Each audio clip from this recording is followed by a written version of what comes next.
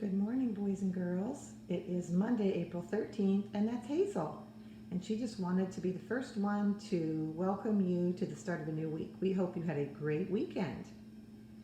So, boys and girls, last week, I want to talk a little bit about some of the work that you did on Seesaw. We were reviewing some material that we had practiced a little bit earlier this year on fractions and decimals, so we're kind of picking up from there. But one of the things I noticed on some of what you submitted me through Seesaw was that remember that ones, which are going to be our mats.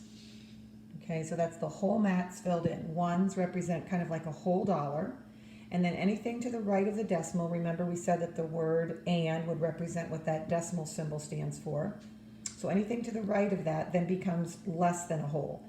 So we talked about tenths, remember our strips, okay? And then we also talked about hundredths, which were our units. So I commented on some of your work last week to remind you that ones were mat, tenths were strips, were strips, and units were hundredths.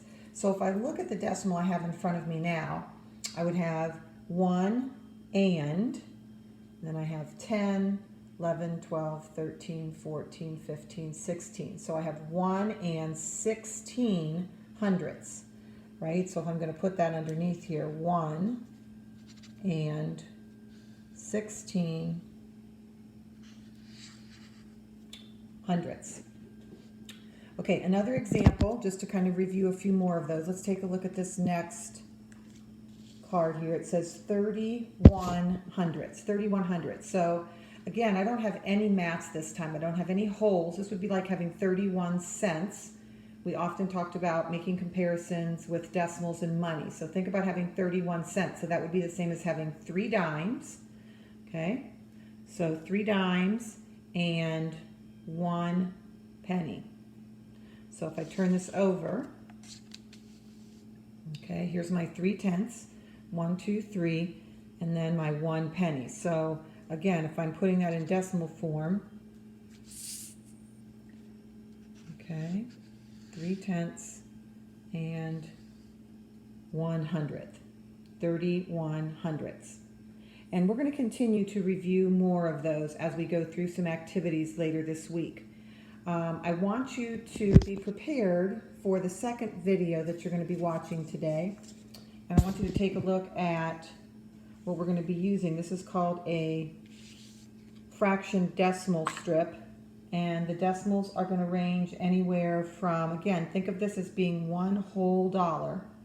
So it's going to be ranging from, you have tenths, you have 2 tenths would be 20 hundredths, 3 tenths, 30 hundredths, again, 40, 50 hundredths, 60 hundredths.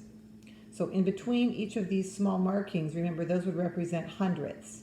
So 1 hundredth, 2 hundredth, 3 hundredth, 4 hundredth, 5 hundredth, 6 hundredth, 7 hundredth, 8 hundredth, 9 hundredths. By the time I got to 10 hundredths, it would be the same as saying 1/10. So watch for part 2 of the video. At this time, you are going to work on completing a student book page 268, and then you're going to check that work when you're done with the answer key. When you finish with that part of the lesson, take a little break, and then come back to part 2, where we're going to be again working with this fraction decimal strip and a fun hands-on activity today. I'll see you a little bit later.